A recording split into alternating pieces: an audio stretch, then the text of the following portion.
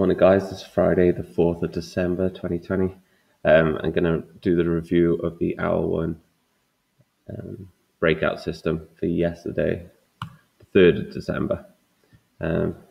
It's a bit of a frustrating day for me. I think I ended up 1 hour down after commission. So I'm just going to talk you through what happened. And there's also a couple of mistakes in there that I made.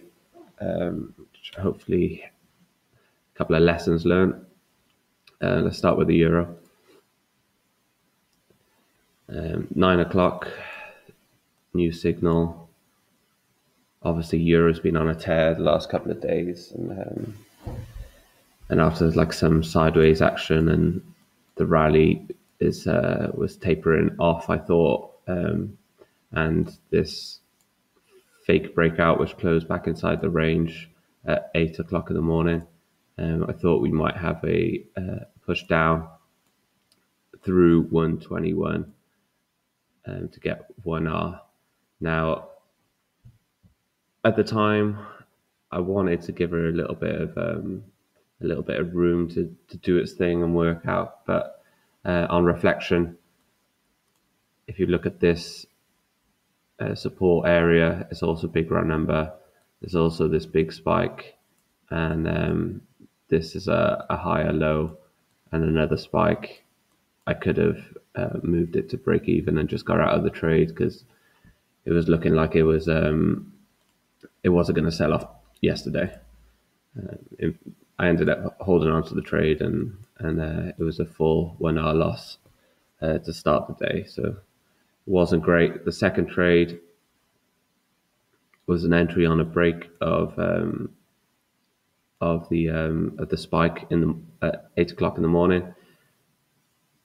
I wanted to be a little bit more aggressive with my stop, so I ended up putting it below the low of the breakout candle, just because I thought if I put it below 121, then euro is going to need to move another 40 points, which didn't seem as likely to me. So if we were going to get the breakout, especially after faking out once, twice, I thought usually the third time does the trick. So I was happy to be a little bit more aggressive, and we got the breakout, and we just missed. Let me try and think what happened here. Yeah, I think we just missed out on target. My 1R was a little bit up here. We ended up just missing out on it. We retraced all the way back.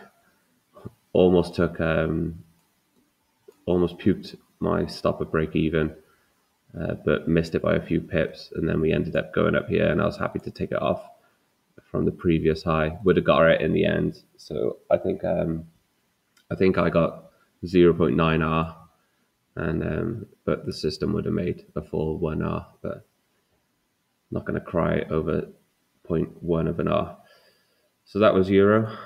Let's see, cable. Cable was crazy yesterday, but unfortunately the breakout happened in the Asian session, and we never retraced and never got a new signal.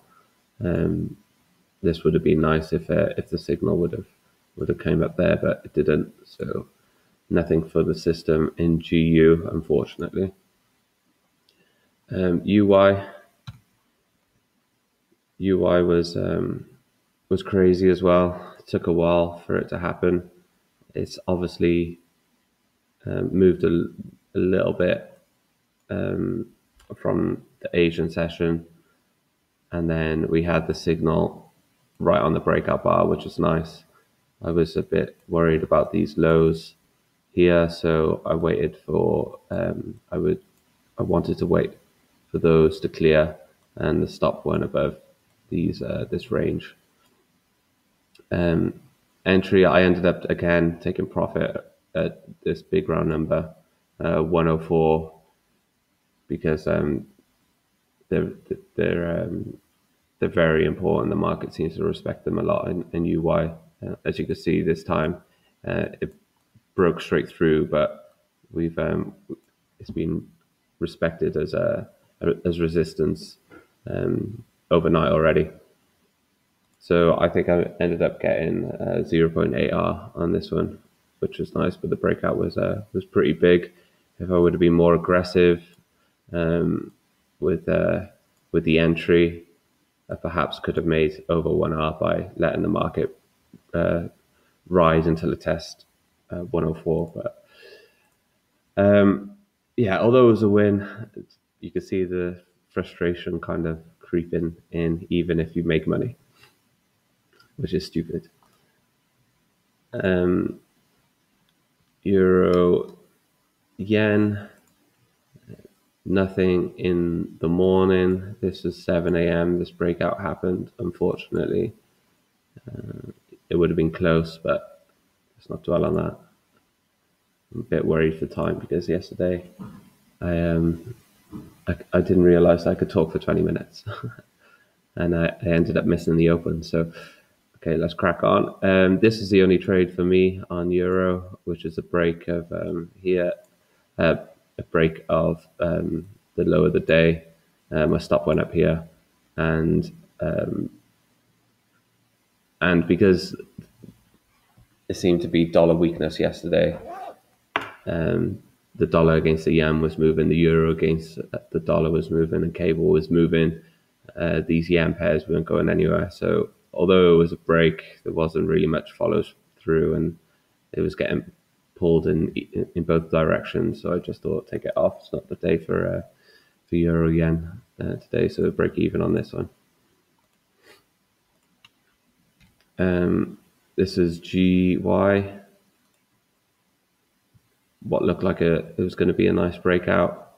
I waited for big run number 140 to clear. I think, in fact, if I would have entered on a break of this high where the signal actually is, let's see, 32 points. Yeah, we might have even got it. So a conservative entry cost me an R here.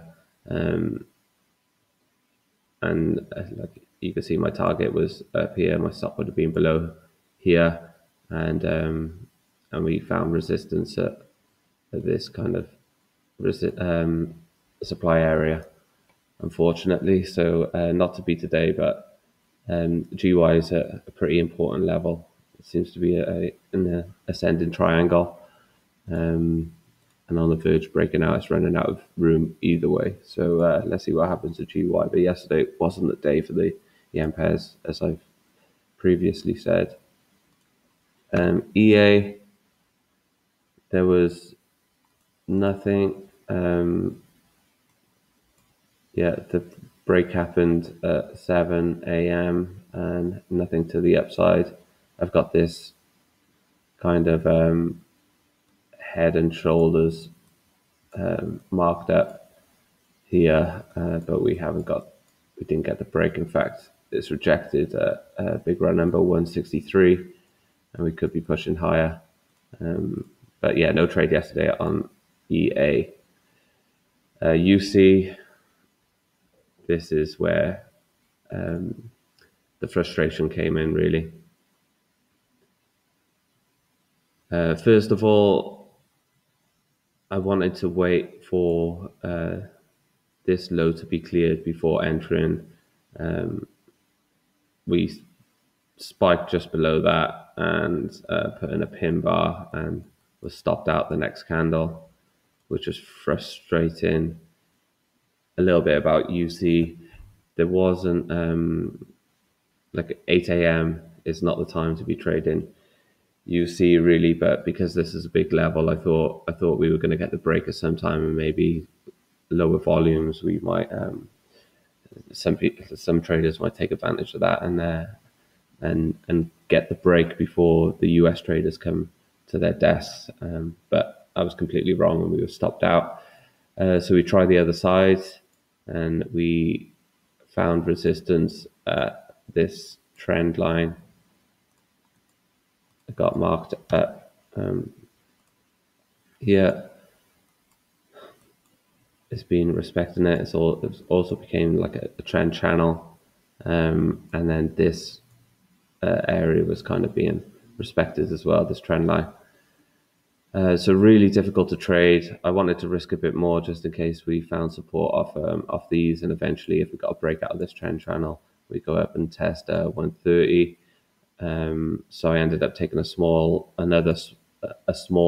So we've got a full loss and a small loss on UC, and then I entered the short on the new signal. There was some oil news at 3:30, and there was some discussion in the trading room. Not that it's me that makes the decisions at the end of the day, but about how like it wasn't the day for trading the CAD, because there's some data being released for oil, and Canadian dollars correlated to oil, so it might be a bit choppy. So I ended up scratching the trade for well, not scratch, but another small loss, and then yeah, this happened. So at the end of the day, it's me that does the journaling for the system. So it's only me that should be making the decisions, and I shouldn't be listening to anybody else, because what goes in the journal is a kind of reflection of my personality and what I do as a trader. So yeah, this is going down as a win for me, and I should have stayed in this one and would have got one off. Aussie dollar. Yeah, when everything else was going mental, when GU was breaking out, when EU was breaking out, AU did this attempt. Yeah, not the best attempt. My stop was below here, so there's a long way to go. It's getting late in the day, so I ended up scratching the trades. But yeah, this doesn't look very bullish for Aussie dollar, especially on this big level of 74, which was resistance. Let's see what happens when we test this level later. Do we get a reaction to move higher, or do we break straight through and continue to recover some of those gains, or the dollar to recover some of those losses? So yeah, not great on the Aussie. Gold, more frustration. After 1, 2, 3 attempts to go higher, got a lovely break on gold. Stop was up here. Here's my target. We came within half a point of that before we had the spike, and we got stopped out at a break even, which GG was extremely unhappy, rightly so, about how I would just let this trade come back to break even, especially when I was down 1 hour at this point. No, I should have at least taken half hour, and I was thinking about it, but I was just being greedy. Instead of finishing the day half hour behind, I wanted to be flat, and yeah, GG gave me a bit of dressing down, which is quite good to read, and I posted that on our Twitter page if you want to go and see that. Yeah, so that was gold. Nice technically, but just didn't get to my target, and more frustration coming in. FTSE was at this level here, which I thought was going to clear, but because we put this high in the day before yesterday, it made it a bit awkward, because there was not much space for FTSE to maneuver. I ended up scratching this trade at 8 o'clock in the morning, because I was doing this video. I missed this breakout, and I was rushing to get in, and the market was kind of stalling around here, so it wasn't the right place to enter, I thought, and I ended up just scratching it. It was me trying to force the market. to breaking out or trying to force the trade. I'm not going to force the market trade in the small account that I'm doing, but you get what I mean. This stop was would have been taken, I think. So just as well that I scratched that, it would have been a loss. But yeah, that was FTSE. But we're above this level now, and hopefully got enough time today to go through the to do the analysis on the daily bars today. But anyway, that was yesterday. Ended up with a 1 hour loss. So still ahead on the week, plus 2 hour. But hopefully today we can get something. It's going to be a weird day because it's NFP. So everybody might be a little bit careful. Not after a crazy week already, traders might decide to relax today. So let's see what happens. Good luck.